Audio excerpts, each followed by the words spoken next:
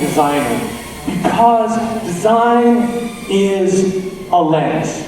It's a way of seeing the world. It's not just a group of techniques or principles to apply. As designers, we always ask why. We don't just build. What do I mean by that? Well, let's talk about three things. First off, you're always going to craft an experience for the player. Second, you're going to make sure that you're building for the player themselves and not just building something on the screen. And finally, we're going to make sure we meet the player's needs with everything we do. So, let's talk about crafting an experience. Let's dive into an exercise. Take a look at this door. Do you pull this door, or do you push it? Now, a bunch of you are probably thinking you pull the door, but why? Because of this. If this looked like this, you push the door. By one small change, we've changed the experience for the human being operating this door. We, as designers, have created a different experience by that tiny tweak. More importantly, a designer considered both of these problems before they ever built this door, right? When this was nothing, and they had to think about what people needed, they were able to come up with this. So, let's talk a little bit about building for the player. Because what do I mean by that? This is key. When I talk about building for the player, the biggest thing I'm talking about is you, as a designer, you're not building for this. Not at all. What are you building for? You're building an experience for the person here, the person in front of the monitor, the person operating the phone. You always have to remember that, because otherwise you're just going to build rather than craft an experience for a human being. But this is tougher than it looks because of the problem we call mechanics, dynamics, aesthetics. Don't worry about that name. It's a complicated name made by a group of academics who didn't have a lot of game design experience, but they did touch on something incredibly important, which is that we, as designers, see our games from an opposite perspective of the player. We, as designers, see the game systems first. We see, before there's a line of code, before there's anything to play, we see it by the math underlying this game, the principles, the rules that operate the game. Then we see it by the gameplay, the mechanics, how those rules out. And finally, we get the visceral experience, how that gameplay feels, how the game sounds and looks. But how does the player experience the game? Well, they may never, ever know your systems. But boy, from the moment they load up that game, they're going to have that visceral experience. They're going to feel the gameplay, hear the music, be overwhelmed by how amazing your visuals are. So what does that mean? That means we as designers have to, from the moment that we're crafting those systems, be thinking about how those systems deliver this visceral experience, deliver the final experience that the player is going to actually interact with. So let's do an exercise. All right, here's a track. Imagine this is a kart racing game, or a racing game in general. Now, I'm a designer, and I want to put some power-ups on this track. Where do I put them? All right, so a bunch of you guys probably have an answer for me, but we're skipping a step. We're skipping that all-important moment where we ask why. What experience are we trying to create for the player? Because you know what? If I want to make the player feel powerful, I put them here. I put them on the straightaways where there isn't anything for the player to do, right? This area, it's easy to control the car, there's not much there. You grab that power up, you speed down the track, feel really good. But if I'm trying to create challenge, if I'm building out a risk-reward moment, I put them here on the curves. What experience I am trying to create determines what the correct position for those power-ups are. If I don't know that going in, I don't know if I'm building the right experience. And equally importantly, I can't test if my design works. I have no way of knowing if this is doing what I want it to do if I don't go in knowing what I want it to do. So it's always important to start from the position of the experience you're trying to create for a human being. So with that, let's talk about what it means to meet the player's needs. This pyramid is to me a hierarchy of quality, right? Really great games do everything on here. But the player cannot experience something higher up on this list unless you've done everything below. So let's talk first about understanding the basic elements of play. Obviously, when your game begins, you need to get the player to the point where they feel comfortable exploring and learning and pushing into your game on their own, right? This is where your tutorial comes in, this is where your UI UX comes in. But more than that, when we get to that UI UX, you need a good user interface. You need a good user experience. Why? Because if you do not have this, the player is not going to be immersed in your game. Every time, and we've all had this in games, you're fighting against the UI, every time that you find yourself pushing back against some awkward piece of menu or what have you, it reminds you you're playing a game, and you can't get lost in the experience that you want to be having. Which leads us to the satisfying visual experience. Because if your UI is bad, you cannot get here. The first of the psychological needs is a satisfying visual experience. Your music, your visuals, your gameplay, they all have to fit together. They have to mesh in order to make a single unified experience. We're going to talk about this more in the next talk. But if you can deliver that, then the next part is your core fantasy, because this is one of the key parts of design. You as a designer have to deliver on a core fantasy that the player is really coming to your game for. What is a core fantasy? Well, really, it's the emotive need. It's the thing the person wants on an emotional level to get out of your game. Now that may sound silly, but you always need to ask yourself, is my game trying to make people feel heroic? Is it trying to make them feel sad? Is it trying to make them feel smart and clever? Is it trying to make them feel relaxed?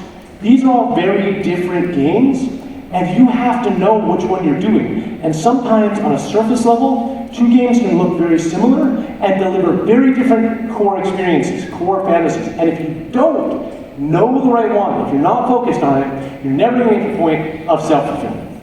Self-fulfillment is where you leave the player with something to take with them when they finish our game. What do I mean by that? Or not even finish our game, but play our game, right? This can be a story that really impacts somebody, or a friend they made in an MMO, or, I mean, many of you have probably, whether it's in school or at work, have gone out and told somebody about a cool experience you had in the game. That is the player engaging with your game while they're not playing it. You take up space in their mind. Your game is still there, even when they can't actually be pressing a button or looking at a screen. And that's what gives keep people coming back. That's what makes franchises. That's what we're aiming to do. But we can't do any of that without hitting all these other points.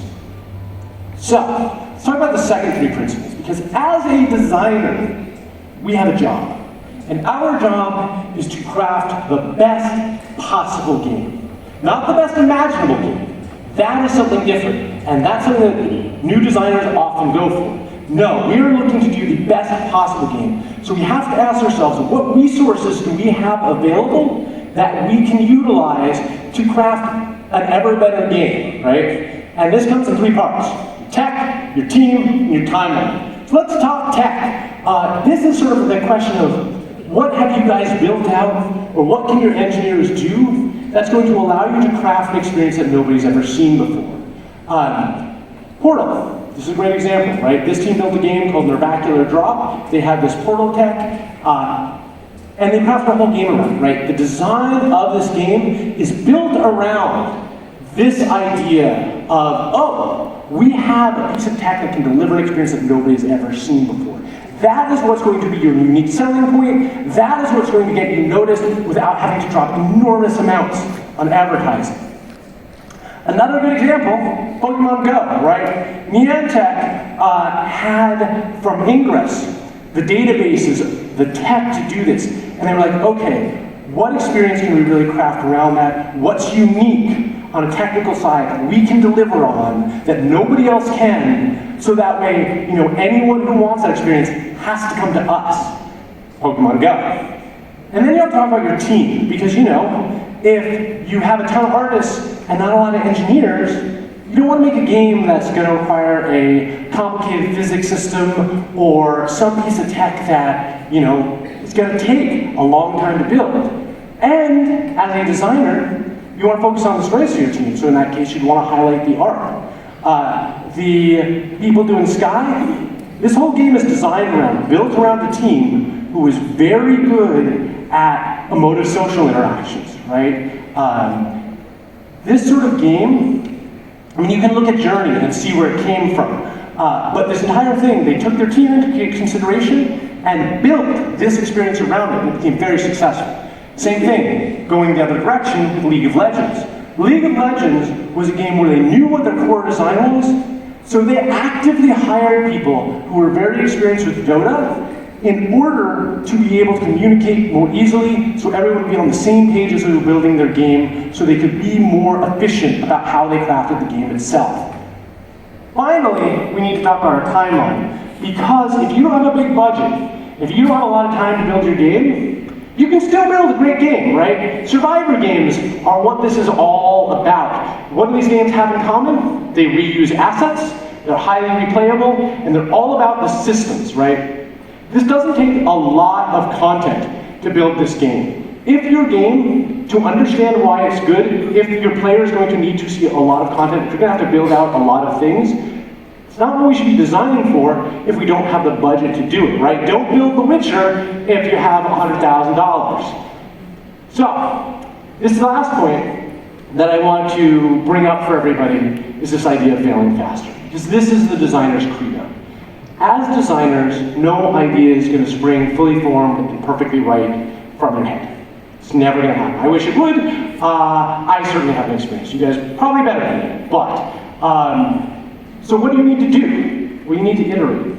As a designer, our job is to make sure that, it's fine being wrong, but we can't stay wrong. Our job is to make sure that we don't stay going down the wrong path. So what does that mean? We need to find ways to iterate as soon as humanly possible. As a designer, I start with an idea, I bring it to my design team. We start tearing it apart. It's first stage of iteration. Then we'll go write a design doc for it, and I'll sleep on it for a night. Then, I'm good at self-delusion, so I pretend someone else wrote it and handed it to me for review. I'm like, this is stupid, this idea is terrible, all this stuff. And again, before we have a single engineer, before we're paying an artist on the project, we are iterating. Then I take that idea and I go to the other teams, I go to the artists, I go to the programmers and ask, hey, what's the worst thing here? What's the hardest thing for you? Why? Because I want them to not be polite to me, I want them to tell me the truth. Because that is going to tell me a lot that I need to redline or change to make the production flow. And then finally after that, we start, doing our actual gray box prototype and get it out to people as soon as we can. The faster you have other eyes on it, the faster you have people telling you what's bad, the faster you'll get to good. So remember, fail faster. All right. So, in a slightly awkward transition, I am also the next stock. So at least I don't have to reintroduce myself. Let's talk about the first 5 minutes of your game, because this is, are you coming up to actually reintroduce me? No, okay, I'm just gonna embarrass you over there. All right, so let's talk about the first 5 minutes of your game, or how to stop your player from bouncing off.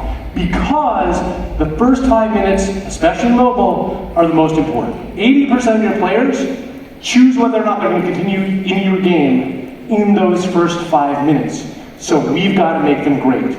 How do we do that? Well, here are the 4 pillars of your first 5 minutes of play. First, you need to prepare the player subconsciously and emotionally to have the best experience possible with your game. Next, you need to show them the promise of your game. You need to show them why it's going to be good 20 hours down the line in those first 5 minutes. After that, you have to get them to practice the game. We as designers need to get the player to understand how to play our game, so when we stop holding their hand, they're perfectly capable of exploring this world and enjoying the experience we've created for them.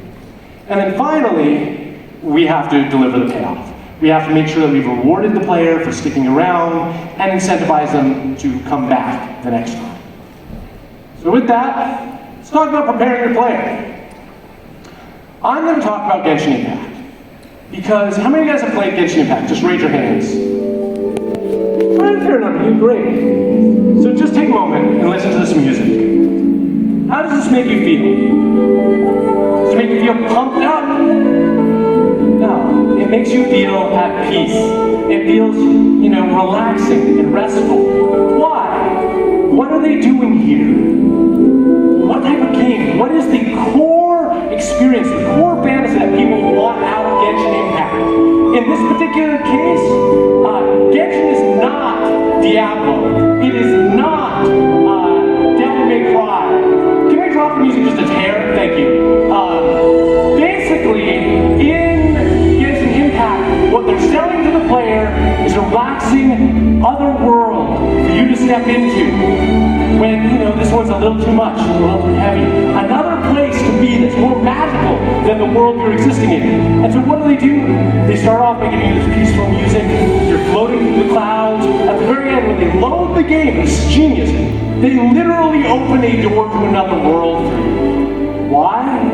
Because they're preparing you emotionally and subconsciously to have the best possible experience with their game. If you came in seeing the word action RPG on this game and you were expecting God of War, you're going to be disappointed. But by the time that you're through that door, your expectations have been changed, at least on a subconscious level. And imagine if instead, this was Genshin Impact Dark music, right? Awesome. Oh, I see some people waking up in the back. That's great. This is total disc jump, right? This is going to give you an impressively different experience that they're actually going to deliver. And when you get into this game, you're going to be disappointed because they've set your expectations differently. So when you're thinking about those first 5 minutes, think about how you can set the player's expectations for the game you're going to deliver. Because as we're doing this, we've got a couple of commandments. When you're trying to figure out how to set those expectations, the first thing is to just keep it short. You'll notice in that example that they're using space, which is going to have to be there. That's sort of throwaway space, right? Use your landing screen. Use your loading screen. Use that cutscene that you're going to throw at the beginning anyway. Make sure it's delivering and preparing the player for the experience they want, right? Any of you who are fans of Final Fantasy games, that mono art, stark, minimalist loading screen, and that Uematsu theme, that's all there to get you ready for the slower, more story-driven RPG experience. So use that. Don't just build those. Think about what you're building. Next, you're going to have to know your player, right? Think about who is playing this game and what's going to be most effective for them. Are they more influenced by music or visuals? You're going to try and use all of it, but target your player with this. And then finally, know your game. What mood or feeling are you trying to achieve with this game? Because, let's take match 3 games, right? Some match 3 games are about relaxing. They're just about sitting back and matching some colors. Other match 3 games are about feeling clever. They're about puzzles, about making you feel like, oh, I'm smart for doing this. Those are different games, radically different games. And if you don't realize that, they look very similar, but the way you're prepping your player is going to be very different for those two experiences. So make sure you know your game and the core fantasy you're delivering on. If you can achieve all that, you've got your player predisposed to like your game. And that's what you want to do before they ever enter and start playing. So next, let's talk about showing them the promise of your game. What do I mean by this? This is the time at the very start, in those first 5 minutes, where you have to answer an incredibly difficult problem. In those first 5 minutes, when the player doesn't know how to play, when they haven't invested the time to get the cool gear or the impressive skills, you have to show them why your game is going to be amazing if they stick around for 20 hours. Because if you don't show them that, if you don't promise them something for staying in that game, if you don't show them that this experience is going to be worth it, they have lots of other games to go to. So how do we do that? Well, let's take a look at Zelda, right? This plateau, genius. The whole beginning of the game, as they're teaching the player how to play, what's happening? Everywhere in the background, you can see what you're going to get to do if you just stick with it, right? That castle, I want to go to that castle. This volcano back here, man, it's going to be cool when I finally get there. That's what you want to deliver on in those first 5 minutes. Or, for example, right, let's take Raid Shadow Legends. Raid is one of those games where, honestly, the beginning is boring. You got some uninteresting characters fighting some uninteresting orcs forever. So what do they need to do to get the player to continue to play that game? Well, in the case of Raid Shadow Legends, they identified exactly what the experience is that players wanted. They wanted this epic RPG experience with, all these magical, powerful characters, and they wanted to fight a dragon. So what do? They give players those max level characters with all these cool abilities, and they walk them through, they make it very easy for them to use those abilities. And as they're sort of progressing through the tutorial, they're doing all this flashy stuff, they're showing off the coolest abilities in the game, they've got all this awesome armor on, and then finally they get to that dragon, fight this dragon, and that's the experience that the player's really there for, they really want. And then after that, you can't beat the dragon. You get sort of smashed, and you lose these characters, right? They do a quick narrative hand wave, and they're like, oh, well, this was forever ago. These characters sealed away. Now you have to start your journey. But because they've shown you that, because you now know what you're going to get to do if you stick with it, if you hang out with them for the next, 100 hours and $200, you're going to have that experience. And so you do. You get past that initial grind. Next, we got to make the player practice. And the problem is I see a lot of people build out tutorials that are text boxes, that are chores, right? If the player feels like they're doing homework in your first 5 minutes to learn your game, they're going to leave because that's not an engaging experience. And people want to be engaged right away. So let's walk through Mario 1-1. You all recognize this? All right, some of you do. Great. So we as designers, when we start building out a tutorial, have to ask ourselves a group of questions. What does the player absolutely need to know? What order do they need to know it in? When do they need to know it by? And then we have to make the player and make them do these things. We can't just tell them, because telling somebody something much less effective in terms of retention than doing it themselves. And then finally, we have to make them feel really good and successful for learning something that might actually be very simple.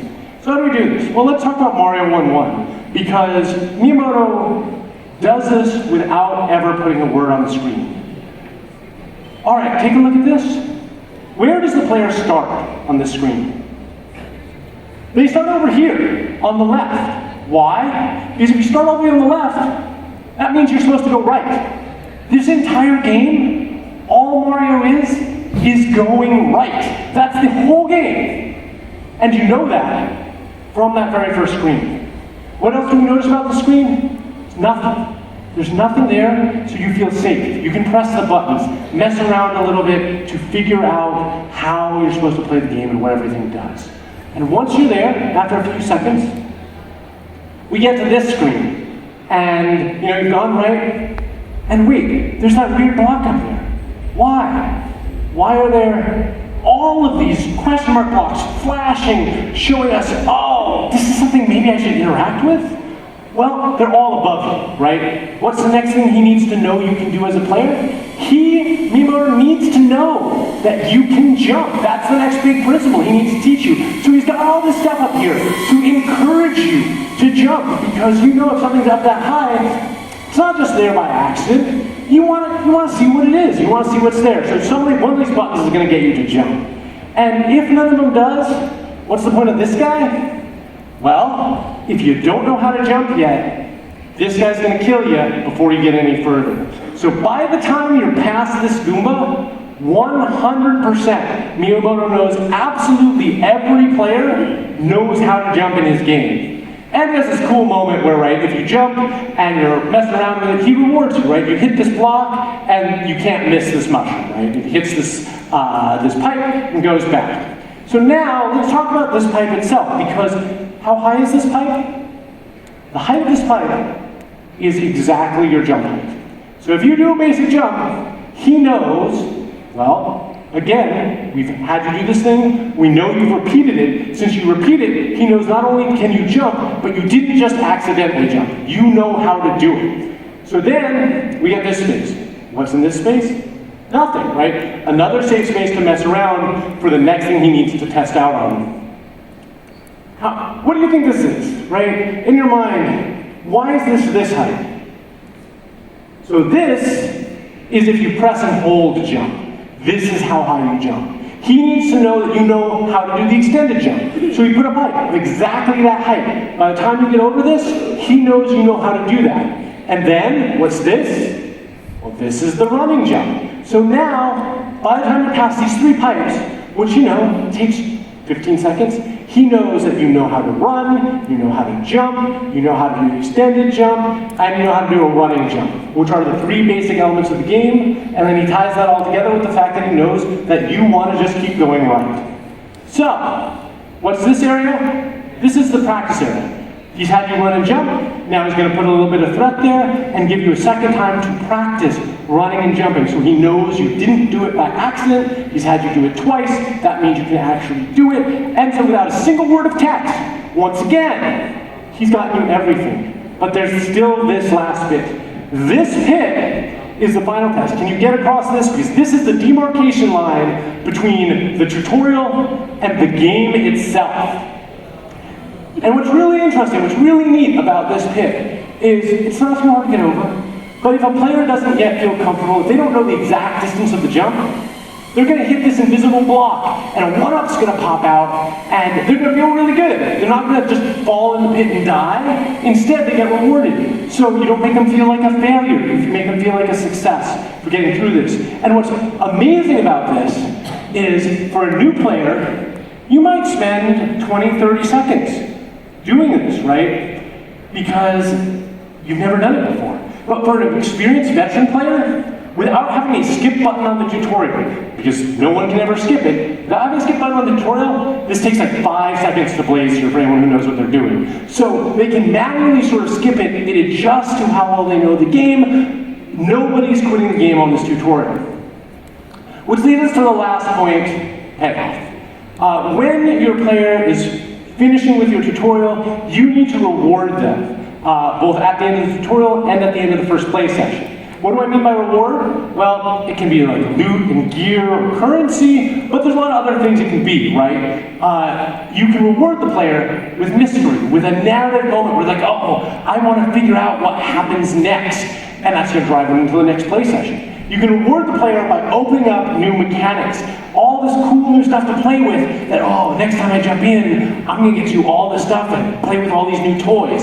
That's awesome. That's a reward for the player. Or you can even reward the player with a big moment, right? You can give them that moment where, boom, they blow up all the candies, get 10 million points, it feels really good, and they want to have that experience again, and they know they're going to get to in your game if they keep playing. So, overall, let's remember that you want to reward your player at the end of the tutorial. You want to reward them for having gotten through the part. That's kind of a chore. After that, we want to make sure we reward them before the first play session ends. Check your metrics. Play test. Know when your average player stops playing your game. Because sometimes it's at the end of the tutorial that they stop their first play session. But a lot of times it's not, and you want to reward them there too. And then, right, remember that we don't only have to reward them with currency. Currency's a little boring. Reward them with narrative, reward them with items, reward them with new mechanics so they have something to come back to rather than just some currency, which maybe is not even enough currency to buy a loot box or whatever they want to spend it on. And then finally, let's remember that we can cheat a little bit for our players. Don't be afraid to. If you're rewarding them with items or you're giving them a loot box at the end of this or whatever, tweak the odds a little bit. Give them that ultra rare, because what you want to do is have them feel like, oh, I got this cool thing, I should come back and play with it. Or, oh man, I want to just quit because I got this really awesome item. Make sure it's not so awesome that the next, 10 hours of your game are super boring because it's too powerful. But overall, cheat for your player, make sure that you're rewarding them in a meaningful way that gives them something that they're excited to return to. So that's pretty much it. If you have any questions or comments, we're going to do a QA later. And you're welcome to hit me up on LinkedIn and ask anything you want.